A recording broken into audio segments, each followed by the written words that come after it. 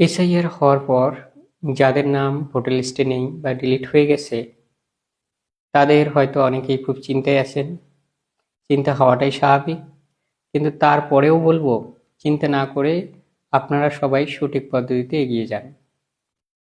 অনেকেই আপনাদেরকে হেল্প করার জন্য বসে আছেন। যে সমস্ত মহান ব্যক্তিরা প্রত্যেকটা জেলায় আপনাকে হেল্প করার জন্য বসে আছেন, তাদের নাম্বারগুলো আমি ভিডিওর কমেন্ট বক্সে দিচ্ছি। সেখান থেকে আপনি আপনার জেলায় যিনি আছেন তাকে একবার ফোন করে নিন, তার নির্দেশ মতো কাজ করুন। আশা করি আপনার সমস্যার সমাধান হয়ে যাবে।